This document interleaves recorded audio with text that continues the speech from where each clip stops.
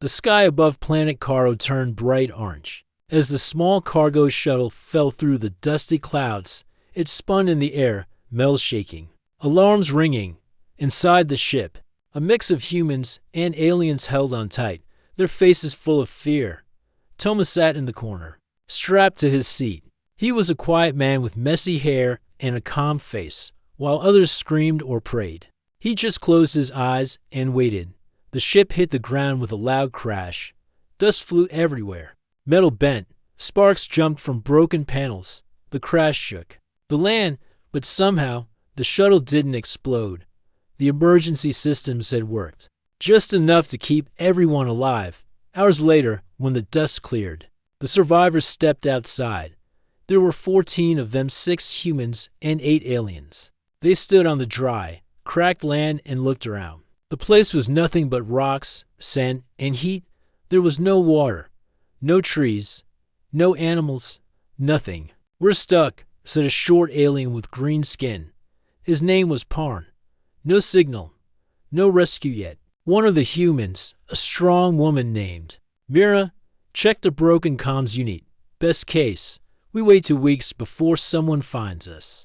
Toma walked out of the shuttle, carrying 2 large crates filled with odd items, plastic wrap, broken tools, empty noodle cups, duct tape, wires, and other bits. He placed them near a rock and sat down. "Why did you bring all that junk?" asked Rovik, a tall, sharp-tongued alien with silver skin and blue eyes. Toma didn't answer. He simply opened one crate and began sorting things. Rovik laughed.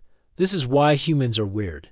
We crash on a dry planet, and this one brings garbage." Some others laughed too. Even Mira smiled a little. But Toma didn't mind. He picked up a cracked plastic bowl and examined it closely. His fingers moved carefully, like he had done this 100 times before. By evening, the sun burned low, and the heat started to fade. The group gathered around the shuttle's shadow to rest. The emergency water supply was already low, less than 3 liters left for 14 people. "We need to find water tomorrow," Mira said.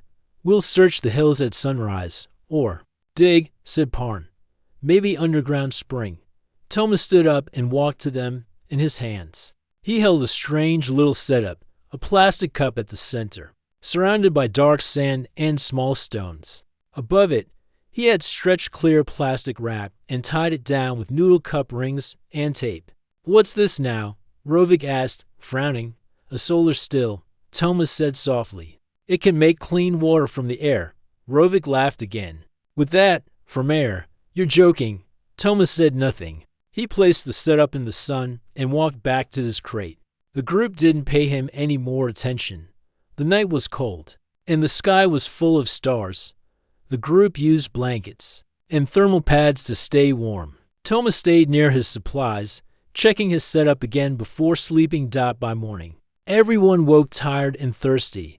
The heat returned quickly. The shuttle's power was almost gone, and the water was down to just 1 liter.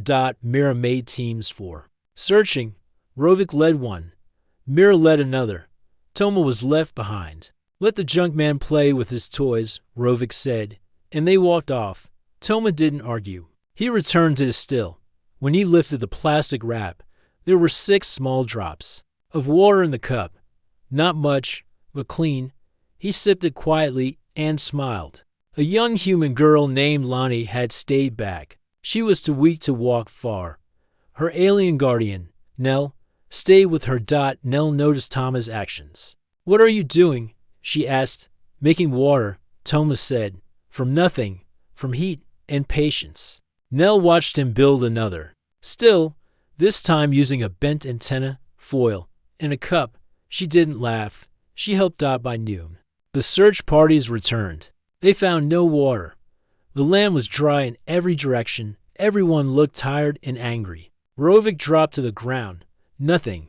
This place is cursed." Mira shook her head. "We'll try again tomorrow." Nell stepped forward and pointed at Toma's setup. He made water. The group turned. Rovik frowned. "That little thing." Toma showed the small cup. It now held about 15 drops. "Enough to wet your lips," Mira said. "Surprised. It works," Nell added. "He's building more." The group went silent. That night, there were 4 stills working. Toma built them using his junk, cups, foil, string, plastic, and parts from broken equipment. The group watched him, no longer laughing. Some asked questions. Some copied his design. Rovik stayed quiet. By the next day, each still had more drops. Slow, but steady, enough to keep a few people from getting sick. Toma didn't speak much. He just worked. Every time he built something, it looked strange but smart. He used every bit of scrap he had. Old noodles cups became filters. Clear wrap became water traps. Metal bowls turned into reflectors. Mira called him the fixer. Others started calling him the maker. For the first time, they stopped seeing junk. They started seeing hope. The sun rose again over the dry land of planet Caro. He came quickly, filling the air with dust and stillness. The crash site looked like a camp now, with pieces of metal and strange machines scattered around the shuttle. Among them, little water collectors made by Toma sat quietly under the sun, doing their job. Each day, they gathered a little more clean water. It was never enough to fill a bottle, but it kept the survivors alive. Toma woke early. He checked the stills, wiped dust from the plastic sheets, and gently poured the new water into a small jar. He kept count. Every drop mattered. Nell and the young girl, Lonnie, helped him now. They no longer called his things junk. They asked questions and listened when he explained. How does this make water? Lonnie asked, sitting cross-legged on a flat rock. Toma smiled slightly. The sun heats the wet sand. Water turns into vapor. It hits the plastic, cools down, and drips into the cup. Lonnie blinked. That's it? Yes, he said. That's all it takes. Nell looked at the setup. Simple, but powerful. Others were still not impressed. Rovik, the tall silver-skinned alien, watched from a distance with a frown on his face. He stood with Mira and Parn near the broken signal tower. They were trying again to fix it. This is useless, Rovik muttered. We need real tools, real tech, not plastic cups and noodles. Mira wiped sweat from her forehead. You got a better idea. Rovik crossed his arms. There must be water underground. Maybe 10 meters down. I say we build a deep drill. With what? Parn asked. All we have is scrap. Rovik looked around. We take apart the shuttle. Use parts to build something useful. Shuttles are shelter, Mira warned. Rovik turned away. Better to dig than drink spit from a plastic bag. That afternoon, Rovik started pulling parts from the shuttle's frame. He called to aliens to help him. They used rods, pipes, and wires to shape something tall and sharp. Toma watched from a distance. He didn't say anything. By evening, Rovik had built a long drill out of metal and tubing. It looked strong but heavy. We start tomorrow, he announced. We'll dig and find real water. Some nodded. Some looked unsure. No one dared to argue. The next day, Rovik's team began drilling. The tool spun slowly. It needed 2 people. To turn it, sweat poured from their faces as they pushed and pulled in the heat. The ground was hard and dry. Rocks blocked their way every few inches. Toma, meanwhile, built some more solar stills using leftover foil in a food tray. Lonnie brought him more sand and helped place the cups in the center. Do you think they'll find water? She asked. Maybe, Toma said, tying down a piece of wrap. But it will take time. By day 4, Rovik's drill had gone less than 1 meter deep. It hit rock again and again. The metal was bending. The handles were loose. 2 workers had blisters on their hands. No water yet, Parn said, looking tired. It's there. Rovik insisted. We keep going. Mira walked over to Toma. She picked up a clear cup from one of the stills. Inside was about a spoonful of water. You made all this with trash? Toma nodded. Trash is just something not used yet. She smiled a little. That's a smart way to see it. That night, another still broke. The wind had torn the plastic sheet. Toma worked quickly to fix it using tape and string. Nell stood near him. They're losing hope in Rovik's drill. He wants something big, Toma said. But sometimes small wins. Nell nodded slowly. People notice now. You do more with less. On the 5th day, the drill snapped. Rovik yelled and kicked the broken metal. Useless. All of it. He shouted. No one said anything. The group stood quietly, tired and thirsty. Then Lonnie spoke up. Thomas Still's work. Rovik turned. They make a few drops. That's not enough. It kept me alive, Lonnie said softly. Others nodded. Even Mira spoke. We're still breathing because of those drops. Rovik shook his head and walked away. Later that evening, Rovik came to Toma's work area. His voice was lower now. Show me how it works. Toma looked up from his latest setup. You laughed before. I was wrong, Rovik admitted. Teach me. Toma handed him a plastic wrap and a small bowl. Start by digging a hole. The next morning, 7 people worked with Toma. They built stills, checked wraps, placed cups, and waited under the sun. They no longer called it junk. They called it tools. The air smelled like dust, but the camp felt different now. There was hope. Rovik worked quietly beside Toma. He didn't talk much, but he worked hard. Even he started saying the word clever instead of trash by the 7th day. They had 15 stills running. The group had just enough water to give everyone 5 sips a day. Not much, but enough to stay standing, enough to keep going. The signal tower blinked for the first time. Parn smiled. 1 bar. Maybe someone will hear. Mira looked at the blinking light, then turned to Toma. You gave us more time, she said. That's all we needed. Toma didn't smile. He just nodded and started checking the next still. At sunset, Nil brought Toma a noodle cup with soup. Powder inside. We have no hot water, she said. But maybe this will still taste like home. Toma looked at the cup, then at the sky. Plastic, cup, even soup powder, he said. It all mattered. She nodded. You made something. From nothing. Not nothing, he said. Just things others threw away. The stills sat quietly under the bright sun. One by one, little drops of clean water gathered in cups. It wasn't fast, and it wasn't much, but it worked. For the first time since the crash, the group on planet Carl felt something new trust. They trusted Toma. Not fully, not loudly, but deep inside. They started to believe that maybe the man with the junk had something special. Toma, as usual, said very little. He worked from morning until the stars came out. His hands were always busy fixing torn wraps, adding stones, or building more stills from scrap. Rovik no longer laughed. He helped quietly. When plastic broke, he offered parts from his own gear. When others got tired, he took their place, turning metal rods into stakes or digging shallow holes. One morning, Mira stood near the row of stills. She counted them out loud. 17 working now, she said.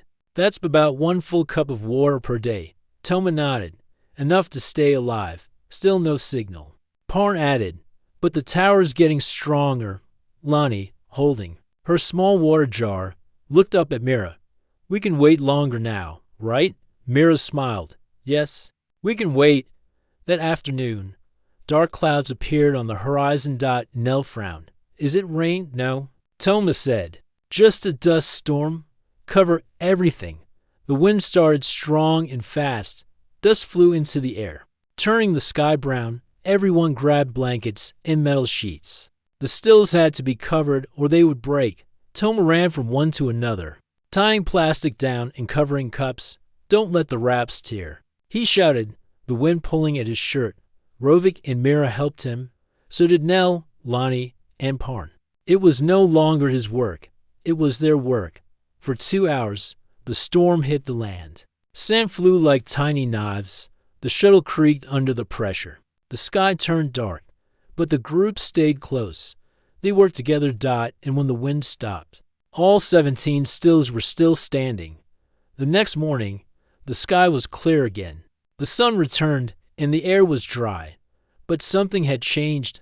The group wasn't just surviving. They were cooperating. Mira gathered everyone near the shuttle. We don't know how long rescue will take, she said. But now we have a system. Water from stills, shelter from the shuttle, food and not much food left, said Parn. 10 more days, maybe. Toma stepped forward. He held a small bag of crushed noodles and dry plants. If we boil this with filtered water, He said, "It makes soup." "Boil it?" Rovik asked. "With what fire?" Toma showed a metal bowl lined with foil. "Solar cooker." The group blinked. "You're serious?" Mira asked. Toma nodded. "Sun makes heat. Reflect into the bowl. It works." Nell laughed softly. He always has an answer. They built the solar cooker that day. It was slow, but by the afternoon, the water in the pot started to bubble. The first bowl of hot noodle soup was given to Lonnie. She held it carefully, her hands shaking. Steam rose into the air. Her eyes lit up. "It smells like earth," she whispered. Everyone watched her take a small sip. She smiled. "It's real," she said. A wave of warmth spread through the group, not from the sun, but from hope. That night, the group sat together near the shuttle. They shared soup in cups, drank their daily water drops, and told quiet stories. Rovik spoke about his first trip through space. Nell shared a song from her home planet. Mira told how she became a captain. Even Toma, who usually stayed silent, told them about his childhood. "I used to collect broken toys," he said. "People threw them away. I fixed them." "Why?" Lonnie asked. "Because broken things still have value," Toma said. "Just like people." No one spoke after that, but they all looked at him differently. On the 9th day, the signal tower blinked a second green light. "Better strength," Parn said. "Closer to contact. We might get a reply soon," Mira added, but she didn't rush. The group had learned patience. They had learned that waiting, working, and using what they had could keep them going. Each person now had a job. Some helped Toma with the stills. Others collected sand, watched the sky, or worked on cooking small meals. Even Rovik took turns cleaning used cups and building small windshields around the stills. They had become a team. One evening, while checking the water stills, Toma heard a soft voice behind him. "Can I learn how to build one myself?" It was Lonnie. He nodded and handed her a noodle cup, some foil, and a piece of plastic wrap. "Dig a small hole. We'll do it together." As they worked, others gathered to watch. Some followed his steps. Some brought extra materials. By sunset, 3 more stills had been added, built not by Toma alone, but by the whole group. On the 10th day, Mira looked at the sky and spoke to the group. "I don't know when rescue will come," she said. "But if we can survive here, we can survive anywhere." She looked at Toma. All because someone saw value in things no one else did. Toma didn't reply. He was too busy adjusting a cup under the new still Lonnie had built, but he smiled. The sun was hotter than usual on the 11th day. The wind had stopped, and the air stood still. Dust no longer moved in the sky. The land around the crash site looked quiet, but inside the camp, there was activity and purpose. What once looked like a broken pile of junk now looked like a system. Solar stills lined up neatly. Tools made from scraps, a solar cooker made from metal bowls, and windshields made from broken panels. It was no longer a survival site. It was a small, working station, and at the center of it all, as always, was Toma. He walked slowly, checking each still. The group now had 22 water collectors. They made enough clean water to give everyone a small cup each day. It wasn't much, but it was enough. That morning, Parn ran toward the group, waving a small signal screen. "It worked," he shouted. The signal reached a relay station. Everyone stood still for a moment. Then cheers broke out. Mira hugged Lonnie. Rovik laughed for the first time in days. Nell smiled wide and clapped her hands. Toma simply looked up at the sky, then back at his work. "They heard us," Mira said. "Help is coming." Later, after the excitement faded, the group gathered near the shuttle to make a plan. "We don't know how long it will take for rescue to arrive," Mira said. "Maybe 3 days, maybe 5, but we must keep going. We have enough water," Nell added. "Enough to stay strong. But not much food," Rovik said, "and power's still low." Toma stood up and said, "We can do more." Everyone looked at him. He held up a broken antenna, some wires, and a flat tray. "I can make a better solar cooker. Maybe even dry food to last longer. You think that's possible?" Mira asked. Toma nodded. With time and help, he no longer spoke softly. His voice had grown stronger over the last few days. Now, when he spoke, people listened. Rovik and Parn worked with Toma that day. They found more metal parts and cleaned them. Nell and Lonnie collected dry plants and seeds found near the edge of the hills. Mira helped adjust the solar panel angle to face the sun more directly. The upgraded solar cooker was ready by midday. It used a deep tray, 3 curved panels for focus, and black paint made from burned wood and oil. When they placed a pot of soup inside, it boiled twice as fast. It works even better, Rovik said. Amazed, Toma nodded. Simple things, just need the right shape. That night, they used it to dry seeds and roots to make simple food bars. Parn called them dust cakes, but everyone ate them gladly. As the days passed, the camp grew stronger. They built a water station out of old crates, lined with foil and soft cloth to keep the jars cool. They made a washing spot using melted ice from the night air, and they cleaned the inside of the shuttle, turning it into a resting room with shared blankets and lights powered by solar batteries. One evening, Mira stood with Toma and looked across the camp. You changed everything, she said. I didn't do it alone, Toma said. No, she agreed. But you started it. He looked down at his hands. Most people only saw junk. That's all I ever had. Broken things, useless things. But I like fixing them, and now you've helped fix us too. On the 14th day, the clouds returned, not dust this time, but gray and heavy. The sky darkened slowly. Wind picked up again, but it felt cooler. Rain? Lonnie asked, hopeful. Toma looked up. Maybe. Nell rushed to cover the solar cooker. Others secured the stills. Toma gave instructions to dig small channels around the camp. He built a funnel from a tube and an old helmet to collect falling water. When the rain came, it was light, but real. Drops fell slowly at first, then faster. The group cheered and danced. They held open containers. They lifted their hands and laughed. Toma didn't cheer. He was busy setting up large sheets of plastic to catch more water. By the end of the storm, they had filled 4 jars. It was the biggest water gain since they crashed. That night, they celebrated. They used the extra water to cook soft soup and even clean their hands and faces. For the first time, everyone looked less tired, less dusty. Mira handed Toma the first full bowl. You earned it, she said. He took it with both hands and gave a small bow. The group sat in a circle. There was no music, but Nell sang a soft tune. Rovik told a story about flying over green moons. Lonnie showed the others how to fold wrappers into small birds. Toma sat quietly, smiling just a little. Then, in the distance, a soft sound broke the silence. A low hum in the sky. Everyone froze. The sound grew louder. They rushed out of the shuttle. In the sky, a rescue ship appeared. Its lights flashed, and its wings cut through the clouds. The camp cheered again. They found us. Mira shouted. Pierre and jumped in the air. Nell hugged Lonnie. Rovik raised his arms, but Toma stood back, watching the ship with calm eyes. Mira turned to him. They'll take us home now. Toma nodded. Yes. But things won't be the same, she added. No, he said. They won't. As the ship landed, its ramp opened, and rescue workers stepped out.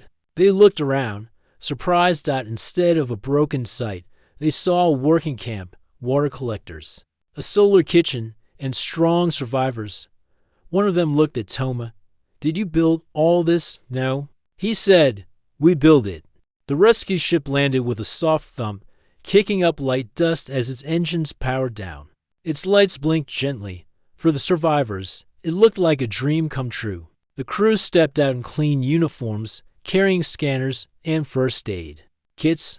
One of them, a tall woman with sharp eyes named Officer Elan, led the team. She looked around at the camp with surprise. This place, it's organized, she said. Where are the water tanks? The power cores? Mira walked forward with a proud smile. We don't have them. Elan raised her eyebrow. Then how did you survive? Mira pointed toward Toma, who stood near the row of stills, checking the plastic wraps like he did every morning. Him, Mira said. And the junk. Toma looked up as the rescue team approached. He didn't seem nervous. He gave a small nod and went back to work. Elan stepped closer. Are you the engineer? No, Toma said simply. Just a supply tech. But you built all this? I used what we had. Elan looked at the solar stills, the cooker, the plastic water funnels, and the food trays. Her scanner beeped. You collected over 10 liters of water in the last week, she said. Without machines, Toma didn't say anything. He moved to the next still. Elan followed. This is impressive.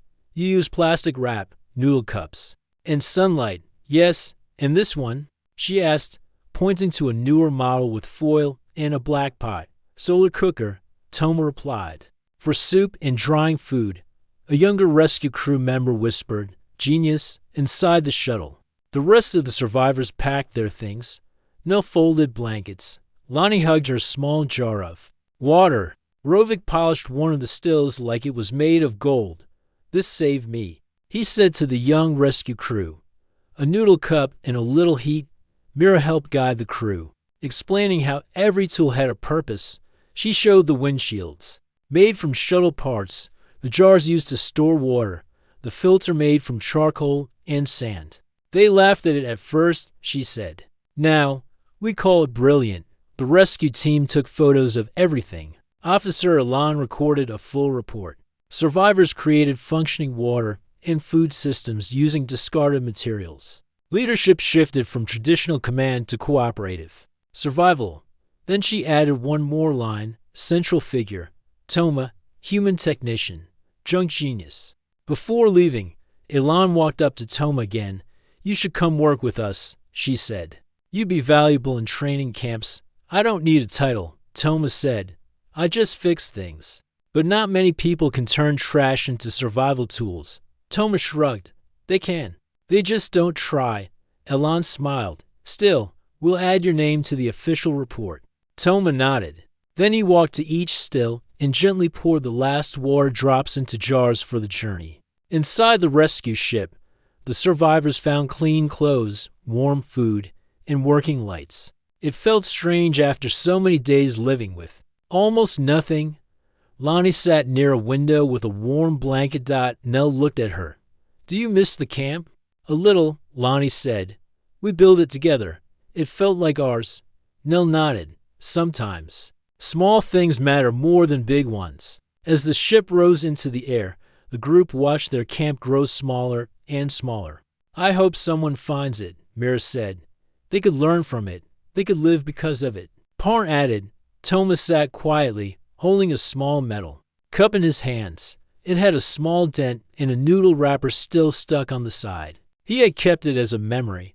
When the ship reached the main station, they were met by media, officers, and engineers, but the attention didn't go to Mira or Rovik. It went to Toma. The first news headline read, Survivors saved by junk tech. One man's trash saved 14 lives. Soon, more followed. Plastic wrap versus death.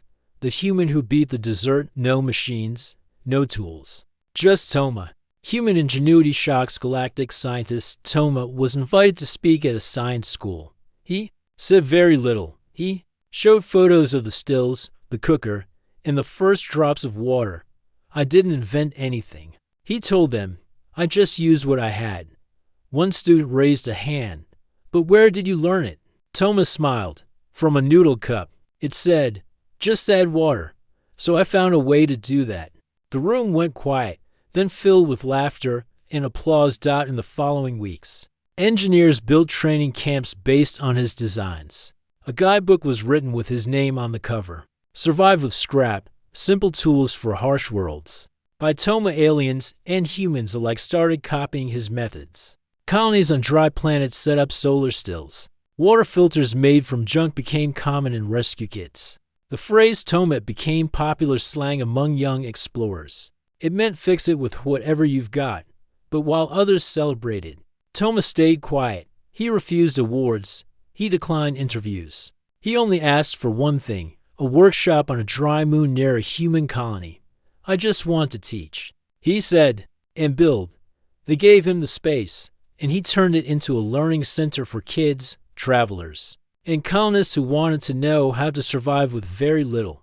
One day, while walking through his workshop, he found Lonnie building her own. Still, she smiled. This time, I'm teaching someone else. He nodded. That's good. She held up a noodle cup. Still works. Yes, he said. It always will. The rescue ship hummed softly as it flew through space, carrying the survivors home. Inside, the mood was quiet but hopeful. Each person looked out the window at the stars, thinking about what had happened on the dry planet. Toma sat near Lonnie, who was busy drawing pictures of their camp. Nell watched over her, smiling. Do you think people back home will understand what we did? Lonnie asked. Toma thought for a moment. They will. They have to. When the ship docked at the main space station, it was met by a crowd of reporters, engineers, and officials. Cameras flashed, voices shouted questions. Mira and Rovik answered most questions, telling the story of the crash and the hard days on the planet. But when the topic turned to water and survival, all eyes turned to Toma. Officers introduced him as the man who saved them all, the one who used junk to build life-saving tools. Toma stayed calm. He answered simply, I just made water. With what I had. At a press conference, reporters crowded around him. How did you think of using plastic wrap and noodle cups to make water? Toma smiled shyly. I remember lessons from home. Sometimes, small things can help a lot. I just tried. Did you ever doubt yourself? A reporter asked. Not really. I knew it had to work. His words inspired many.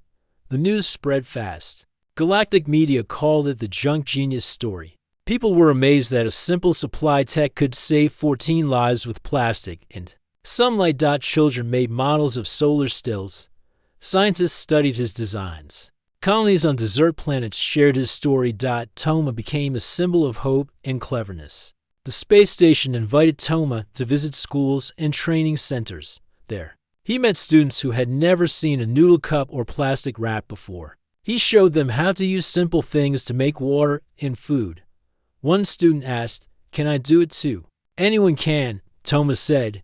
You just need patience. At the end of the day, Toma returned to his small room.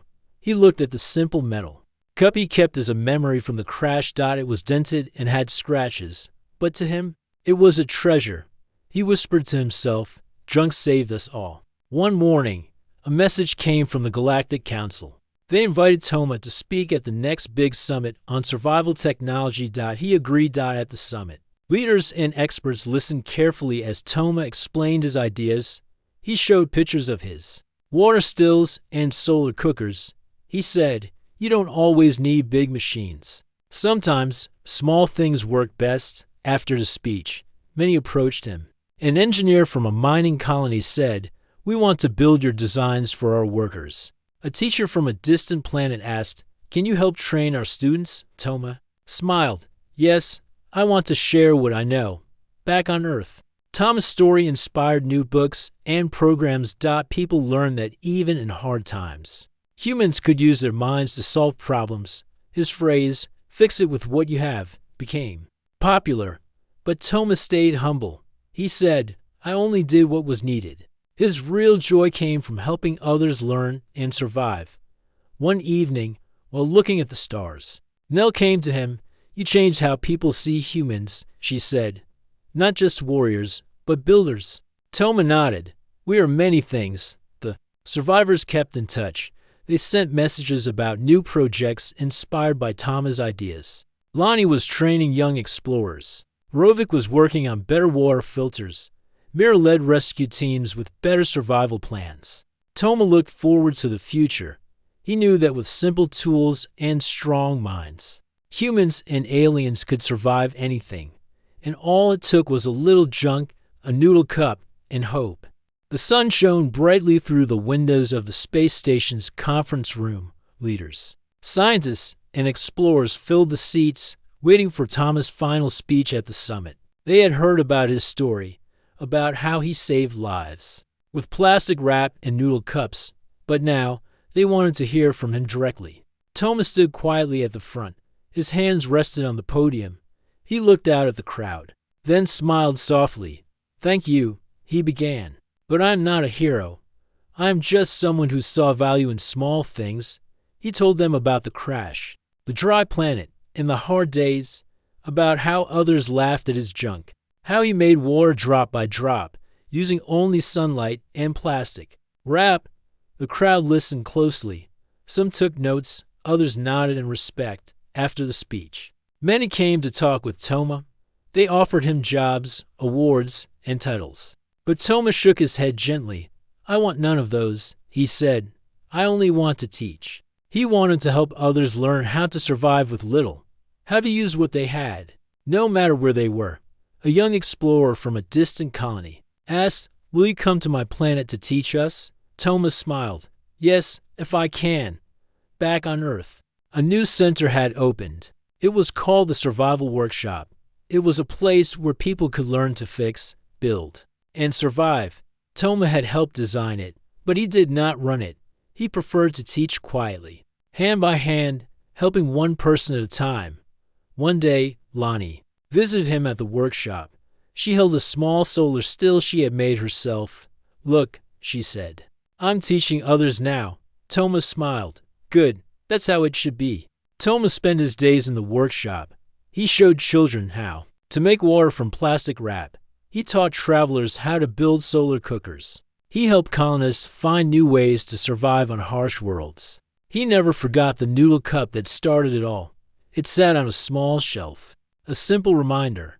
One evening, Mira and Rovik visited. They talked about their new missions and plans. "You changed us," Mira said. "Not just with water, but with hope." Rovik nodded. "We learned that junk is just treasure waiting to be found." Toma laughed softly. "That's right." The survivors stayed close, sending messages and sharing stories. Toma's ideas spread like wildfire. Soon, explorers on many planets were tomaing their way through problems, using junk, simple tools, in their own minds. One day, a message came from the Galactic Council. They invited Toma to join a special team to develop survival kits for all space travelers. Toma thought carefully. Then he wrote back, "I will help," he said, "but only as a teacher." As years passed, Toma became known not for machines or weapons, but for his simple wisdom. He showed that even in the hardest places, humans could survive with patience, creativity, and heart. He proved that junk could be gold. At the workshop one quiet afternoon, Toma looked at the stars. He smiled. He had made a difference, and that was enough.